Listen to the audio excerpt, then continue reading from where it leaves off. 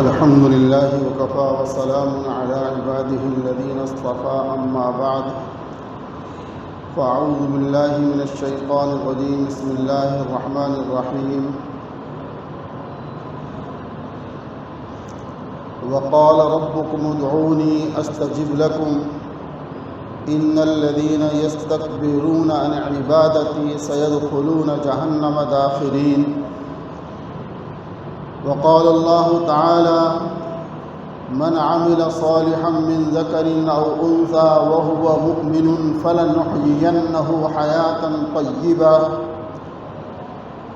وقال الله تعالى في موضع آخر من أعرض عن ذكري فإن له معيشة ضنكا ونحشره يوم القيامة أعمى وقال النبي صلى الله عليه وسلم الدعاء مخ العبادة أو كما قال عليه الصلاة والسلام وقال النبي صلى الله عليه وسلم من فتح له منكم باب الدعاء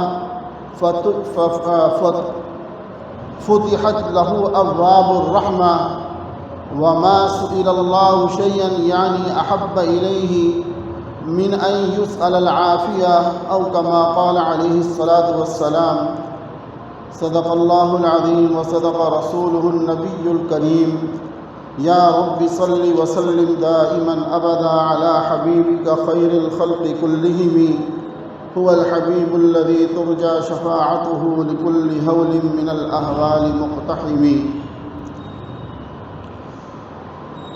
میرے محترم دوستوں اور بزرگوں،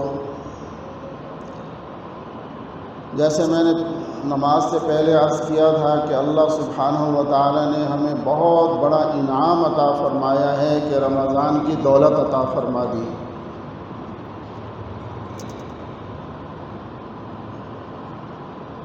تفصیلات میں آدمی جائے تو بہت کچھ ہے کہ رمضان میں کیا کرنا ہے کیا نہیں کرنا، روزہ، نماز، تراویح، ذکر و اذکار، تلاوت قرآن کریم، بہت کچھ ہے۔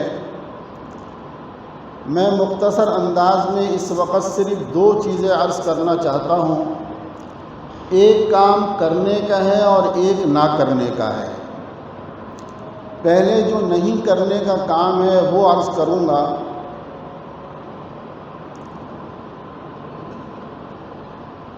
عبادات، نفلی عبادات رمضان میں چاہے زیادہ نہ کر سکے لیکن گناہ چھوڑ دیں۔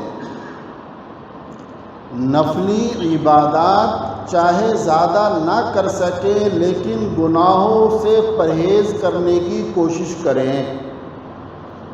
اگر آپ میرے اس جملے کو سمجھ لیں گے تو انشاءاللہ رمضان کامیاب گزر جائے گا آپ کا۔ دیکھیں، ایک تو فرض ہے، وہ تو ہم نے کرنا ہی ہے۔ روزہ فرض ہے، ہم نے ادا کرنا ہے۔ نماز فرض ہے، وہ پڑھنی ہے۔ تراویح سنت ہے، وہ ادا کرنی ہے۔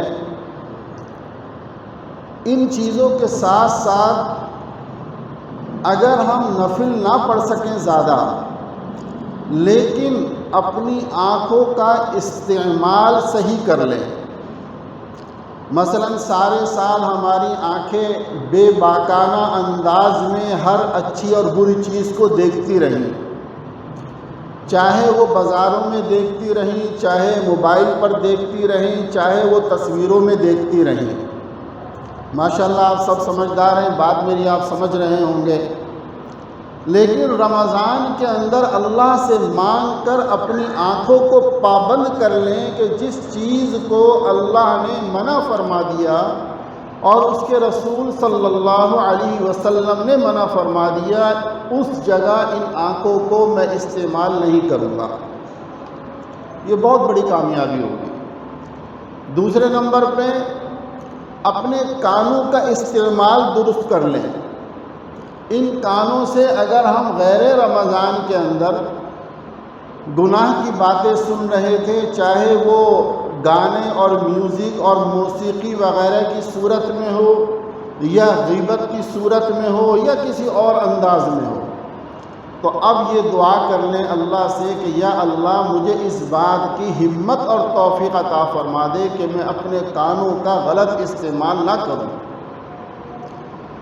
اگر اس زبان کو رمضان سے پہلے آپ استعمال کر رہے تھے اچھے اور برے دونوں میں، جھوٹ بھی بول رہے تھے، غیبت بھی کر رہے تھے، گالیاں بھی دے رہے تھے، طعن و تشریح بھی کر رہے تھے، اب اللہ سے یہ مانگ لیں کہ یا اللہ یہ رمضان تو نے مجھے عطا فرمایا ہے، اپنی رحمت سے مجھے زبان کا صحیح استعمال کرنے کی توفیق عطا فرما دے۔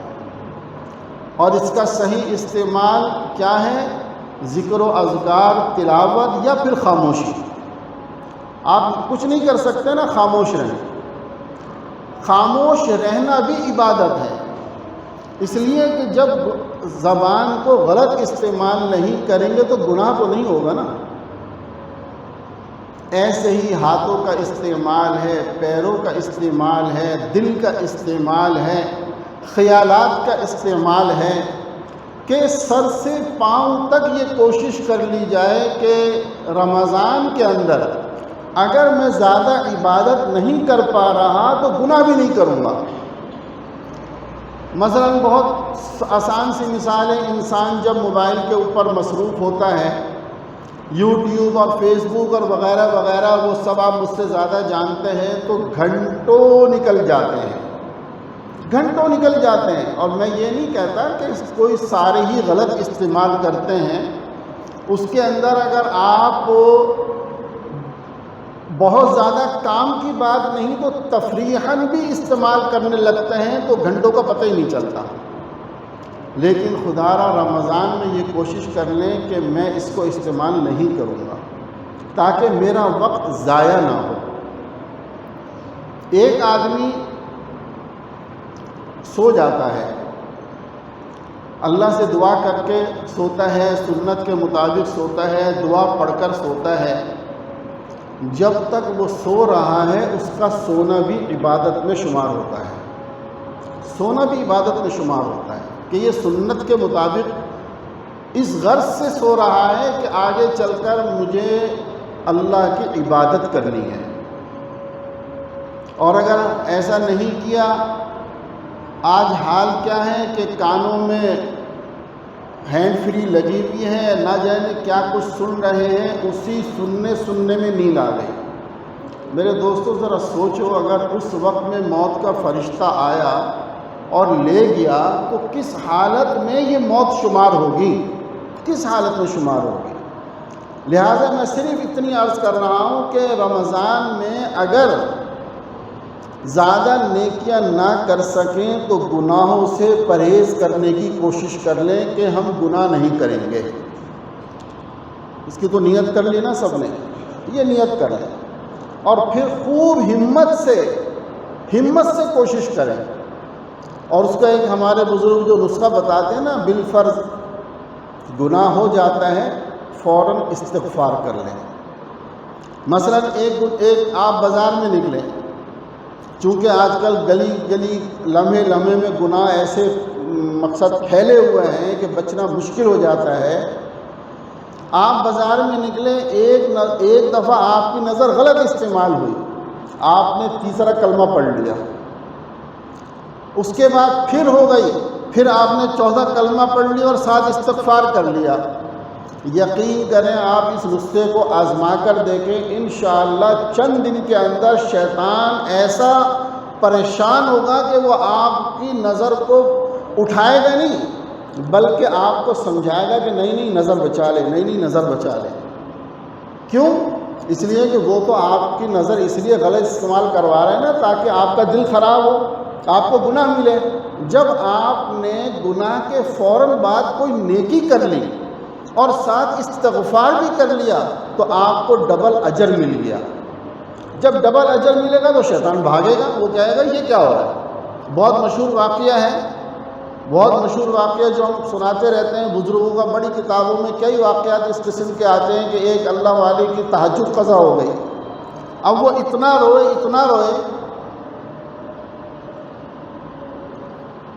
کہ ایک تہجد کیا کہ اللہ سبحانہ و تعالی نے 100 تہجدوں کا اجر عطا فرما دیا۔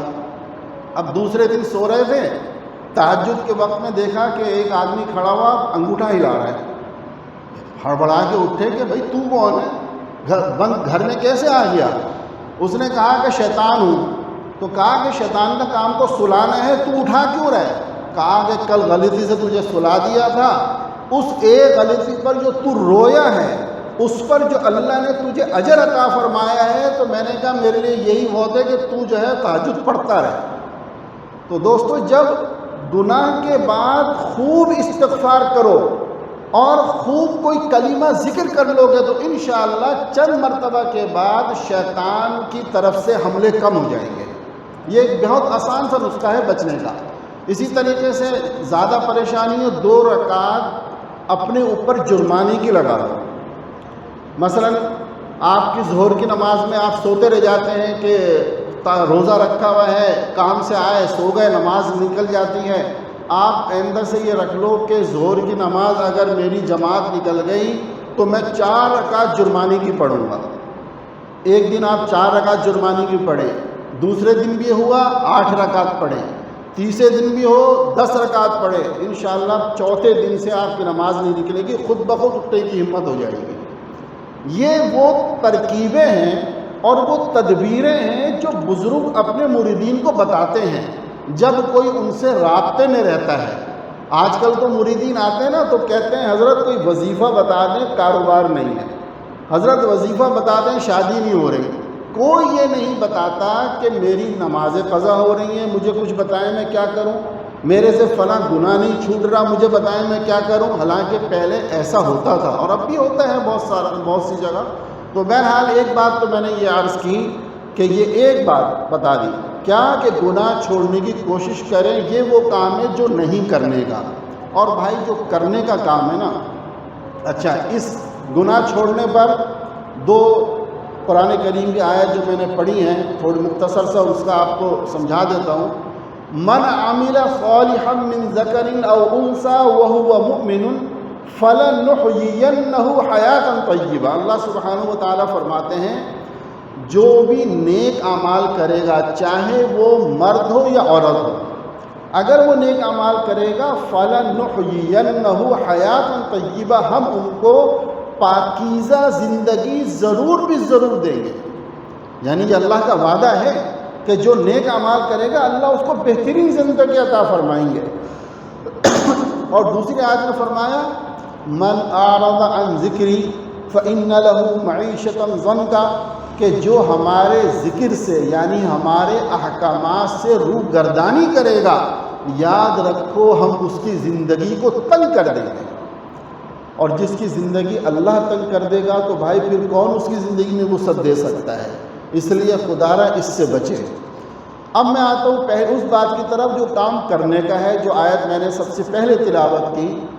اللہ سبحانہ و تعالیٰ فرما رہے ہیں وَقَالَ رَبُّكُمُ ادْعُونِي أَسْتَجِبْ لَكُمْ، فرمایا کہ تمہارے رب کا فرمان ہے کہ مجھ سے دعا مانگو میں قبول کروں گا، دعا مانگو میں قبول کروں گا۔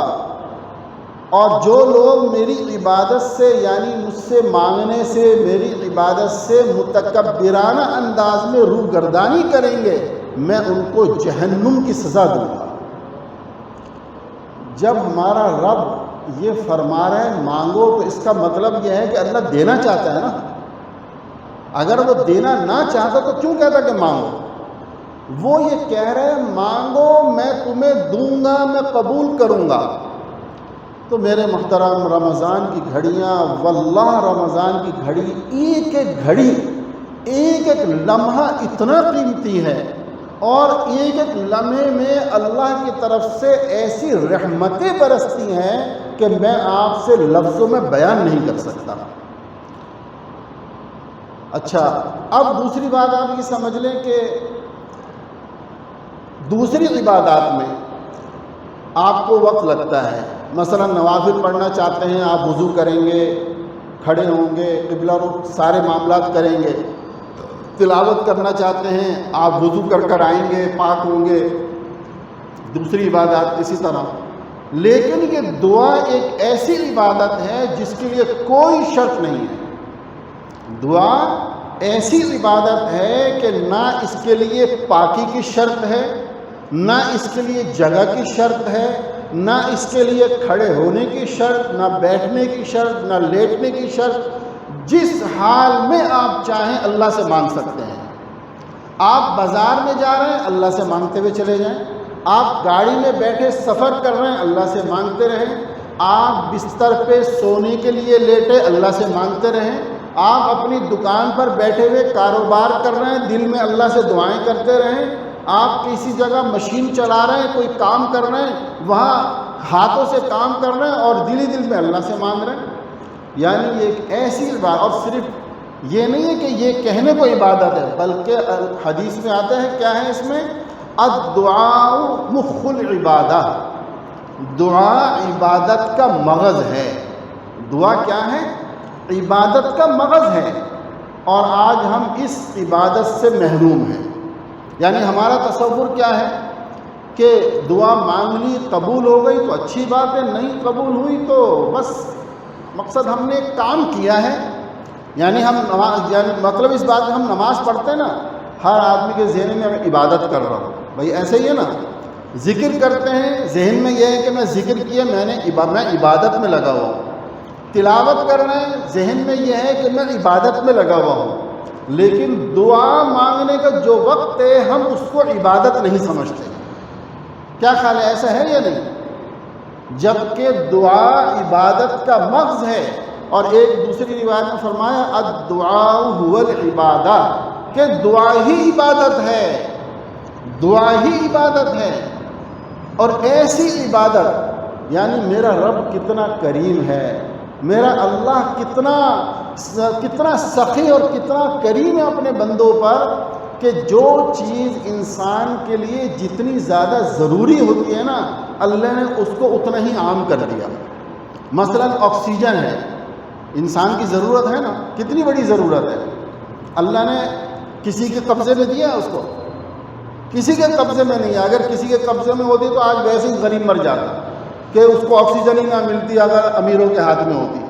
پانی ہے، آپ دیکھیں اللہ نے کیسے وافر مقدار میں ہر جگہ پانی دے دیا، اور کس کس انداز میں دیا، یہ پھر لمبی بات چلی جائے گی۔ ایسے ہی میرے دوستو یوں سمجھ لو کہ دعا ہماری ایسی ضرورت تھی کہ جس کو اللہ سبحانہ و تعالی نے بغیر کسی شرط کے ہمیں عطا فرما دیا۔ یعنی نماز کے لیے تو شرط رکھی کہ نماز کے لیے جو ہے وہ اتنے ارکان ہیں، آپ یہ کریں گے، اتنے فرائض ہیں، اتنے واجبات ہیں، آپ پاکی حاصل کریں، قبلہ رخ ہوں، کھڑے ہوں، فلاں تلاوت قرآن کریم کے لیے، روزے کے لیے، زکوٰۃ کے لیے۔ لیکن دعا ہماری ایک ایسی ضرورت تھی کہ اس کے لیے اللہ سبحانہ و تعالی نے کوئی شرط نہیں رکھی۔ حتیٰ کہ ایک آدمی اگر جنابت کی حالت میں ہے، یعنی ناپاکی کی حالت میں ہے، جس پر غسل فرض ہے، اس حالت میں بھی وہ دعا مانگ سکتا ہے، اس حالت میں بھی وہ یہ عبادت بجا لا سکتا ہے۔ اس عبادت سے شریعت نے اس کو محروم نہیں کیا۔ تو معلوم یہ ہوتا ہے کہ یہ ہماری اتنی بڑی ضرورت ہے، جس طرح آکسیجن ہماری ضرورت ہے، پانی ہماری ضرورت ہے، ایسے ہی دعا ہماری اتنی بڑی ضرورت ہے، جس کو اللہ سبحانہ و تعالی نے بغیر کسی شرط کے ہمیں عطا فرما دی ہے۔ لہذا میرے دوستو، رمضان کے اندر دعا کا معمول بنائیں، دعا کا ایسا معمول بنا لیں، اٹھتے بیٹھتے سوتے جاگتے جس حالت میں ہوں، بس یہ کوشش کریں کہ کسی طرح میں دعائیں اللہ سے مانگتا رہیں۔ اپنی حاجات مانگیں اللہ سے، اپنے گھر والوں کے لیے، اپنے بچوں کے لیے، اپنے محلے والوں کے لیے، پوری امت کے لیے، سب کے لیے اللہ سے مانگیں۔ اور نہ معلوم اللہ سبحانہ و تعالیٰ کس وقت کی گھڑی میں ایسی قبولیت عطا فرما دے کہ آپ کے سارے مسائل بھی حل ہو جائیں اور پوری امت کے مسائل بھی حل ہو جائیں۔ اور یہ بھی دیکھو ایک شیطانی دھوکہ ہے، نعوذ باللہ کہتے ہیں ارے بھائی ہماری دعائیں کہاں قبول ہوتی ہیں، انا للہ و انا الیہ راجعون۔ نعوذ باللہ آپ نے اپنی دعا کو بڑا سمجھ لیا اور اللہ سبحانہ و تعالیٰ کی رحمت کو چھوٹا سمجھ لیا، کہ آپ کا گناہ یا آپ کے اعمال اتنے بڑھ گئے، اتنے بڑے ہیں کہ اللہ سبحانہ و تعالیٰ کی رحمت کے سامنے اتنے بڑے ہیں کہ اللہ کی رحمت سے دعا قبول نہیں ہوگی آپ کی؟